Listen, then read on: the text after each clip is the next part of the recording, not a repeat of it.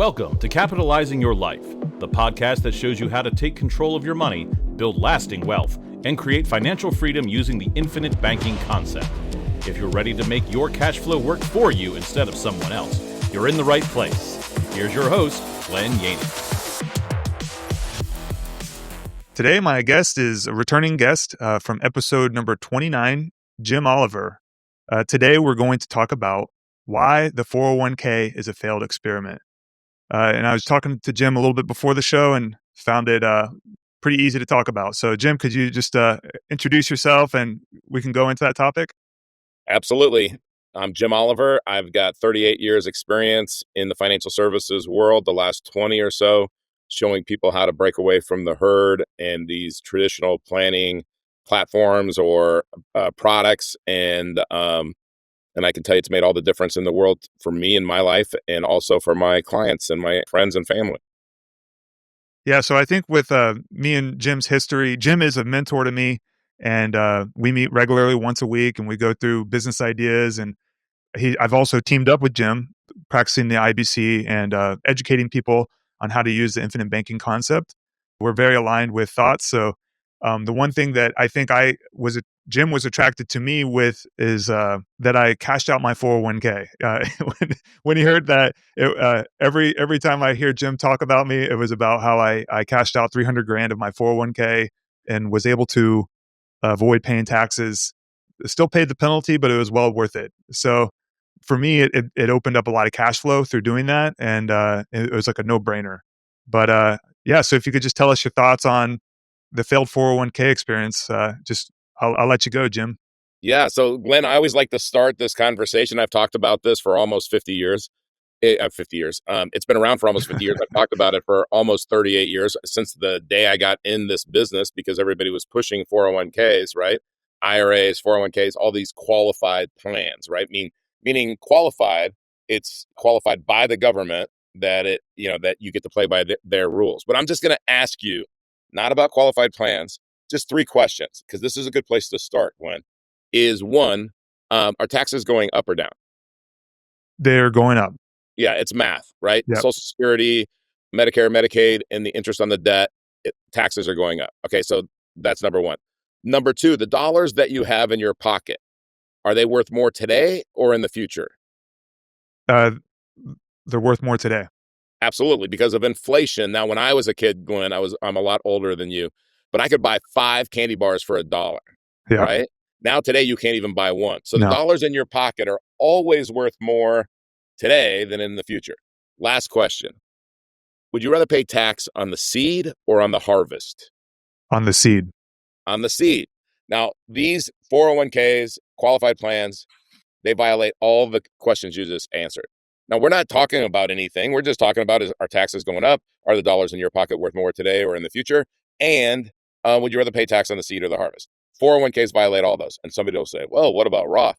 Yeah, okay, so you took away one. Okay, so would you ever invest in real estate and you didn't understand the tax consequences? No. No, but that's what you're doing with 401k, because the 401k, they don't tell you what your tax consequences are going to be. But what they follow, the people that push these things, is that you're going to be in a lower tax bracket when you retire than you are now. Does that sound like a good goal, to be in a lower tax bracket? That was the thing that didn't add up to me. I was like, I can't. And that one of my most successful friends, he said to me, I don't put my money in places to plan to be poor in the future. Right. I mean, I would always be in the highest tax bracket. Right. Yeah. Yeah. So let's talk, Glenn, about the history of this scam and why really there are better alternatives. So the origin story of how the government and Wall Street built this monster goes all the way back to the fact that it wasn't even designed for retirement. It was a loophole accidentally discovered in 1978 by a benefits consultant. Okay. Now you got to understand the atmosphere, right? The environment that people were in. Wall Street was bleeding out. In the late 60s, early 70s, there were receiverships, bankruptcies, and recession, inflation, tanking mutual fund industry. They needed a fresh pipeline of assets.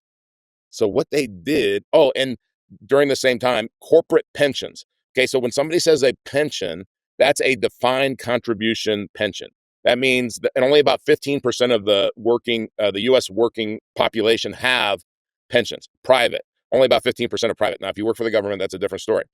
But 15%, okay? But it used to be everybody had a pension.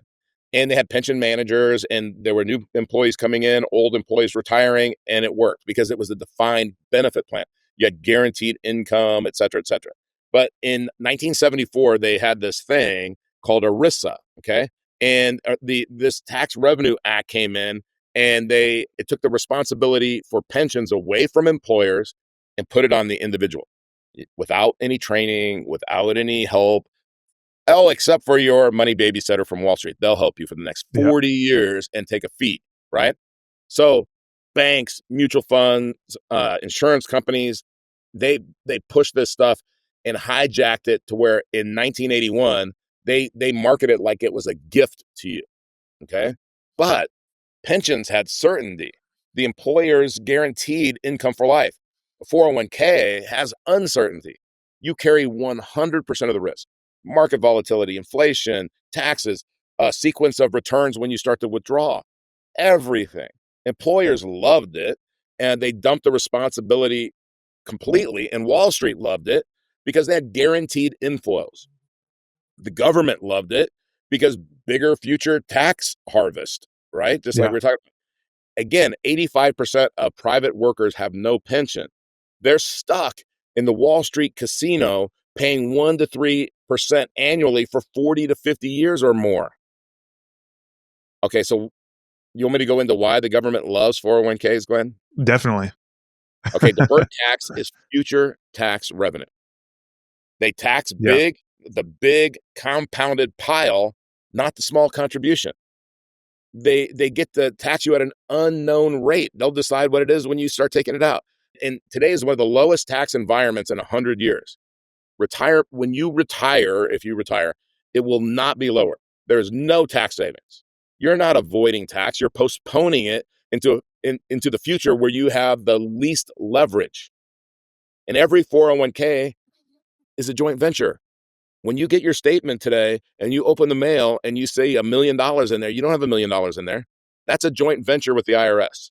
The IRS has a portion of it. What portion? They won't tell you yet. No, They'll tell you not when you start taking it out. You'll be surprised. And they can change the percentage anytime that you want to. Okay. Anytime they want to, they can change it. You don't have control over that. And then guess what? If you don't need that money, Glenn, at 70 and a half, they start, or actually 73 now, they start to require you to take minimum distributions. It's the government's forced tax event. They allow you to defer it, then they force you to pay it. Yeah. It doesn't matter if you need the money or not. And if you take it or you get 25% plus penalty. Yeah. And RMDs rise every year on purpose. They want that tax revenue before you die. Yeah. Okay, so why does Wall Street love 401ks? Mandatory inflows from every paycheck. Fees every single year, win or lose. And they get guaranteed revenue. You get guaranteed risk. Yep. Your retirement account is their business model, not a wealth tool. It's great for them. And here's the hard truth. Americans traded a government pension for hope and pray inside of a Wall Street product. I mean, the government gets taxes, Wall Street gets fees, you get uncertainty. You're not retirement planning, you're in financial captivity. That's a financial slave. When you sign up for a 401k, you're saying, yeah, put the shackles on me. Yeah, and I could tell you from firsthand experience through, starting young, putting my money. You don't get to 300,000 in your 401k on accident. Yeah. I drank the Kool-Aid for a while, and I've convinced a lot of people to put their money in the 401k also, just because I thought that was the right thing to do. Yep. And I could tell you that I've watched experiences of people that had lots of money in their 401k, and the penalties really don't matter when you need the money at the time. But what happens is the money that you need, you borrow it, you pull it out, not worried about, you're like, I'll pay the penalty later and the tax consequences. And guess what? Because you're pulling it out when you need it the most, you're finding yourself with a 40% bill. You're paying your income tax rate and your 10% penalty on top of that. And by that time, you probably have already spent it. You weren't pulling it out to pay the taxes later. They're paying for the emergency that you have on hand. And that just never sat with me right. Even though I saw it before I even started putting my money in a 401k, I saw it happen to people before me and didn't put two and two together. But what I could tell you that the people that were successful up to that point, I followed three guys. There was one guy, he had about 20 units of real estate. I would like go to him with this investing advice to him. Hey man, you should put your money in a 401k to save yourself on taxes, blah, blah, blah. And he just shrugged it off. They didn't say anything. And then I had another guy, he had about 600 units at the time. And I told him about the 401k, and this guy had 600 units of mobile home parks. So he's guaranteed not paying taxes, not worried about paying taxes. And, they just listened to me. And then the other guy had about 2,000 units, and none of them had money in the stock market. And they were not interested in locking up their liquidity. They had enough things to invest in. And also they knew that if they invested this money in things outside of the government sponsored programs, they had more control and they were going to pay less taxes. And, it hit me like a ton of bricks one day. And that's whenever it took me a year after changing that way of thinking that I became financially independent. And that was the beginning of changing my thinking. And that's why I've always been like so against 401ks, because I really believe it keeps you chained to the system. And I also, people say, well, what about the match? And I said, well, what is the match going to do for you? What do we get into? Are we trying to double our income? We can go double our income on ourselves, lower our expenses, create less of a nest egg that you need to pay for your expenses in the future, So Yeah. The match is really a little bit of smoke and mirrors too. When you do the actual math, it is not the match you think it is.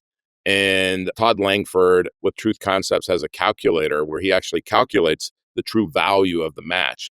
And it is not what you think it is. It is not 50%. I mean, people don't even match anymore. They used to, but now, so many companies don't. But, Glenn, what's interesting is when we talk about this 401k and we're, kind of bursting maybe some people's bubbles out there, is the question I love to ask is compared to what?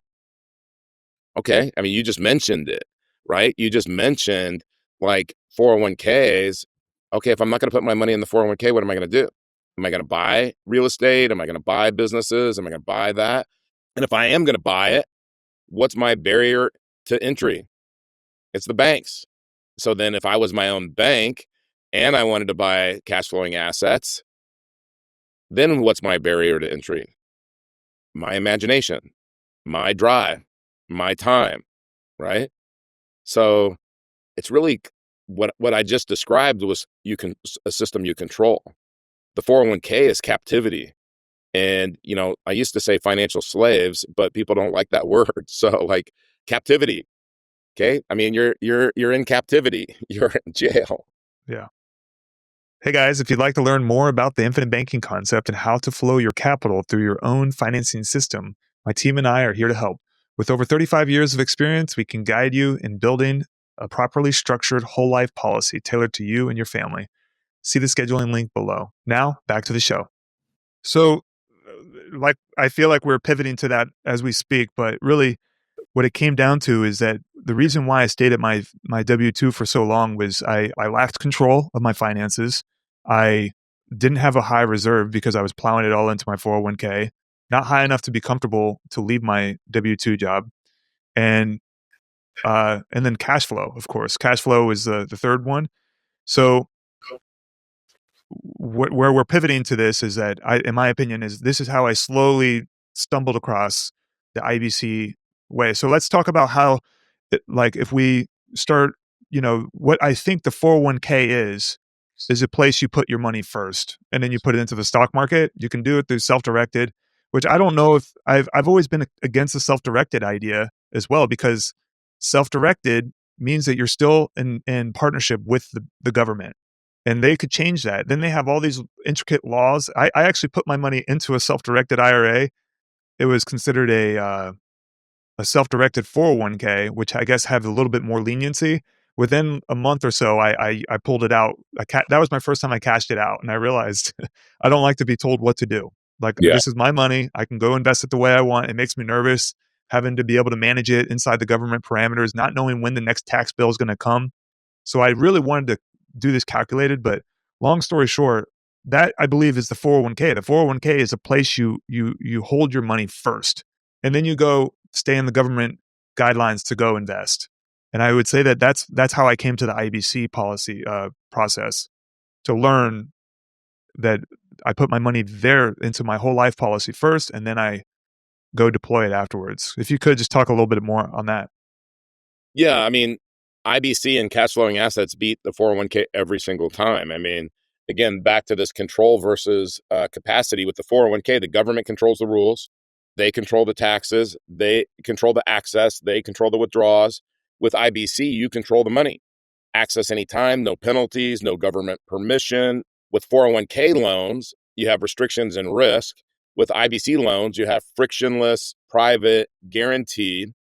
In IBC, it's everything's tax free versus a tax bomb. With the 401k, it's this bomb that's going to go off someday. You don't even know how big it's going to be. And, again, tax deferred does not mean tax free. It means tax postponed until a future, you know, date at a higher rate. And then the RMDs, IBC grows tax free.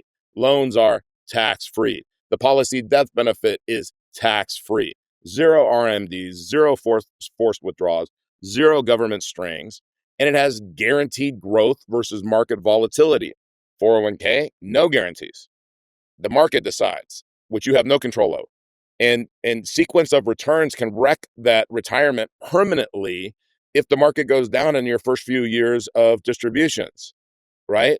In the IBC, it's contractual guaranteed growth, non-correlation to markets, slow, steady compounding, always positive, uninterrupted compounding, guaranteed. But if you think about it, Glenn, we're really talking about two different goals. So what somebody would draw for you, selling you a 401k, is they would draw a mountain, right? And they would say, on this side of the mountain is the accumulation phase. And this is our strategy. And they're going to make make it sound like they're really smart. And then when you get to the top of the mountain, it's the distribution to get down the mountain safely until you die, right? But that distribution, that means that you're hoping that you don't run out of money before you die. So you can't live too long, right? I mean, there better not be medical breakthroughs and things like that that are going to make you live longer because you're not going to have any money, right? So this Yeah. all sounds dumb.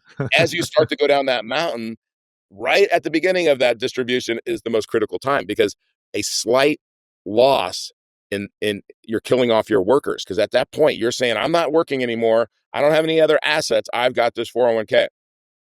And when the market goes down, they're killing off your workers. When you take distribution, you're killing off your workers. If you're taking more distribution than the account is producing in interest in dollars, then you're killing off your workers. But why would we want to go up and down this mountain? Why not just build this thing, this cash flow, to go up and up and up and up? I mean, the goal is wrong. Retirement is not the goal. Cash flow is the goal. Not in 20, 30, 40 years, in 5 years, 10 years. And it's to produce cash flow in excess of your ideal standard of living, not your current. You're financially independent when you cover your current bills, but Yeah. you're financially free when you cover your ideal lifestyle. My lifestyle is not that fancy, right? Like, I know what it costs for my lifestyle, and I have more coming in than my lifestyle. So then what do I do? Well, now, Glenn, I can have impact on the kingdom. I can have impact on what is my God-given edge and purpose in this life, right? What did God put me on this earth to do? Well, now I have money. Money gives you choices. Choices gives you freedom. I have the freedom to decide all of that. So I have liquidity, freedom versus locked money, single dollar use. I'm multiplying, instead of creating like some kind of 401k hope. 401k is not the right retirement system. Retirement isn't even it, but IBC plus cash flowing assets, you're the bank. You use it to create cash flow as your income. You stop exchanging time for money. You do all of these things that the rich people have known about for hundreds of years, Glenn. And the one thing I always think about with the 401k is, because I think finance is very behavioral. You get to if you say you stick to the plan of the 401k, and this is if you stick to the plan, which is very few do, you decide that you're going to put all your money into this 401k until you're 65 to 70 years old. At that point, you have to change your behavior at 65 to 70 to, well, you're still having to control your spending, but at the same time, you're like having to convert your accumulation to an income. So it's like, why wouldn't we start trying to create an income now to where when we're 70, we're like experts. Like I would say if you've been practicing from age 30 to 70, you become an income investing expert. And I would say there's plenty of mistakes that we can make along the way, but if you stick to it, you're going to have more income than you know what to do with when you're 70 years old. And that's really the reality of, what I found with me in the 401k is the 401k is a shotgun approach. I thought this is the insurance to me having a retirement. But at the same time, I have my buddy over here buying real estate, a couple friends buying real estate, not putting any money into anything else. And I'm like wondering when I'm going to be able to save up for this next down payment for this deal. I couldn't figure out how to save up for the next deal because I was putting all my money into this 401k. Like I put 401k, IRAs, and also the HSAs. Not saying that whatever, I still kind of put my money into an HSA for tax reasons and I use it regularly. But at the same time, that was like for me and my wife, it was $56,000 a year that I was putting into these programs, and I couldn't figure out how people were buying real estate. It's because I was putting all my money into these 401ks and all these other government sponsored programs, and once I stopped doing that, it became very clear that, or it actually became. It was within a year I became financially independent because I'm like, wow, I have all this extra money to put towards cash flowing assets. Yeah. Yeah. Glenn, everybody has taught us about money and they've taught us the wrong things, right? I mean, we were taught the wrong things. And it doesn't matter if you're my age, 60 or your age, it doesn't matter. We're still taught the wrong things. And it's about control. It's about controlling us. And I'm not some kind of conspiracy theorist or whatever, but a government has to control their population. This is one of the ways they do it. And I don't want to be controlled. I don't want to be in the herd. And if I'm not going to be controlled or in the herd, then there's this perception that I'm giving up safety or security. I'm not. Captivity is not safety or security. Being in prison is not safety and security. It's captivity. Being free does have responsibility, does have accountability, but man, you're not going to let yourself drown. And you don't have to do it for 40 or 50 years. You don't. So my good friend, he has about 20,000 units right now of real estate. And this is right when I just started my financial journey, and I was watching a lot of stuff on the news, and it talks about inequality. And I was like, what are we going to do about this inequality problem? He's like, and I said, don't you think the 1% is just becoming the 1% is just accumulating too much wealth? And he said to me, he said, you know, these do sound like real problems, but he's like, but the goal is to become the 1% so we can talk about these problems later. you know? So, so I thought about that and I was like, you're right. Like worrying about, what do I have to align myself with what the 1% are doing. And that's really when I changed my way of thinking slowly. It was a slow process. Some get it right away. And then there's me with the dripping into a bucket before you know it's overfilling. But at the same time, I'm on this path to figure out the right way to do it. And that's really how you and I met, Jim. Yeah. I love it. I mean, I loved your journey. I love that your due diligence and how you chose what firm you wanted to work with Infinite Banking. I love what you've done since you started Infinite Banking because you didn't just talk the talk, you walked the walk. You did it. And when I learned about Infinite Banking, you got to remember this is 20 years or so ago, and I had $700 million under management. I was part of this problem. I was charging 1%, my fee, 1%. Yeah. I was on the 20th floor overlooking the Flatirons in Colorado, and the Denver Tech Center had an amazing office, super expensive, lots of people running around doing all kinds of different jobs. And I did the math one day and it was like, wait a minute, my 401k and all these accounts for all my clients, they say that we got 9.38% for this last period. But I did the math because I have money in this. I didn't get my money didn't grow 9.38%. No, that's what it averaged, Glenn. But average is not actual. When I did the math, after fees, after taxes. I didn't even include inflation, okay? After expenses, after everything, slightly over 4%. Okay, so how is it legal to give somebody a report that says that they earned 9.38% when they actually earned 4? In every other industry, you would go to jail for that. It's evil. It's wrong. The truth is the truth. And you know what? The truth sometimes isn't easy, but like the Bible says, the truth will set you free because now you're free to go do something about it. Is it going to be easy? No. But climbing Mount Everest isn't easy either. But if you and I are going to go climb Mount Everest, Glenn, we're going to have the best equipment. Okay. Like, let's just say that's a given. We're going to have the best goggles. I'm We're going not to going to go cheap. have the baddest jacket there is. Okay? But there's one thing that I will not compromise on anything. And that's the Sherpa getting us up and down that mountain. Definitely. Right? I don't have to know. I mean, if I'm in great shape, I know how to climb. I'm still not going to have the experience. So I'm willing and ready to climb Mount Everest, right? But now I need that Sherpa. And that's and again, I commend you for how you chose that is people that are doing it, people that have experience, people that have failed, people that have, kept going, people that have won. And that's what we do. And that's why at 60 years old, I don't want to retire. I mean, my resignation will be in my obituary. I mean, you guys are stuck with me for another 60 years. I mean, I say I'm halfway. I hope that I go the way Nelson did. Nelson Nash, the night before his surgery, he was giving a nurse a lesson in Austrian economics. Yeah. And so that's what I want to say. Jim was helping somebody understand IBC right the day before he went. Yeah. So this is episode 3 of Capitalizing Your Life podcast. We can go into a little bit more about what is the name of our company. I know we've just changed the brand. What is that? So we were Create Tailwind. Okay. And the reason we were Create Tailwind is most people are fighting a financial headwind, Yes. and we show you how to create a tailwind. Okay. But everything that we do is breakaway wealth. We're changing our community to breakaway community, right? Breakaway wealth community. And we're going to be breakaway wealth advisors. And it's about this breakaway. Okay. Now, I never played hockey. I wish I would have, because I think I would have liked it. But in hockey, you get the puck behind the defender and you have a breakaway. In cycling, when you leave the peloton, the group of all the bikes that look like they're going to kill each other, that's a breakaway, right? When Elon Musk goes in a totally different direction than everybody thinks that the world is going, that's a breakaway. It's a separation out of captivity of the herd.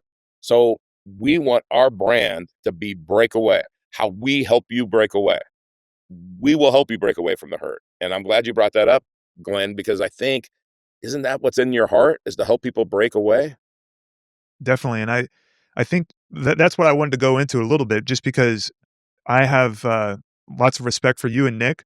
And I think with the reason I had interviewed probably 5 other people with IBC or Infinite Banking Concept, whether they were practitioners or not, we don't know. But Yeah. I could tell when I spoke to Nick and Jim that they were, for one, both experienced. They've been doing it. Nick is over 12 years and Jim is around, I think it was 15, but 30 years in the financial industry. Is that what it is? It's over 20 and 38 years in the financial services Yeah. industry. So lots of experience. And I believed that they were walking the walk, so whenever I committed to it, I thought this is a long-term commitment, with the, putting money into the Infinite Banking Concept, and I wanted good coaches. And that's really how the journey for me started. And it took about 2 years of research of, after I already committed to the Infinite Banking Concept, of more research of what we're doing here. And the more I read about it, the more I understood that it is the best place you can put your money first to then later deploy it into income producing assets. And that's really why I chose Jim and Nick to work with. And you guys are, definitely great examples of practicing IBC. Well, thank you, Glenn. I like to use examples, and I've got lots of examples, but I love using Glenn's example because he did it, right? Because there's always going to be some uncertainty and fear when you're trying to do something. And when you're not in the herd, you look around, you might have 1 or 2 people on your side, right? Not the big herd, but you did it, right? And you're reaping the rewards because The 401k was the government's retirement plan for you, but it wasn't for you, it's for them, right? And IBC is giving you liquidity and control and guaranteed growth. And then you got your cash flowing assets that are giving you income and freedom. And you put all of those together and you are your own bank, and you own your cash flow. You are the owner, not the consumer of your life, which is what our new book is all about, and making that owner shift. It's your shift in your head, your mindset. But remember, habits don't matter. Habits are like, they come and they go, and it's hard to form a habit. It's your identity. So what Glenn was I'm a good saver. I'm disciplined. I'm putting the maximum in my 401k. That's me. That's my identity.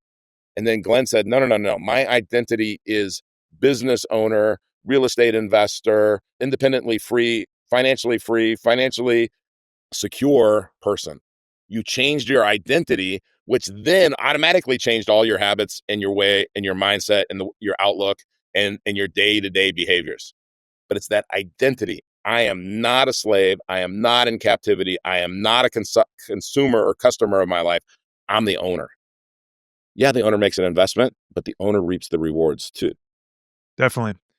And we can go on. I have like lots of topics that I want to go through, but at the same time, I feel like we could probably create more podcasts. I know I'm going to try to get Jim on regularly on the show if he has time. And absolutely, I'm excited to build out this podcast and have more people just like Jim on the show. And if you want to schedule a call, there will be a link below to schedule a call with me or Jim or Nick, and we'll be able to go over our wealth building engine. So thanks again, Jim, for being on the show. Absolutely. Thanks for having me. Thank you, audience, for taking the time to listen. Thank you for listening to the Capitalizing Your Life podcast. Please rate, like, subscribe, leave a comment, and share with someone who you think would enjoy listening.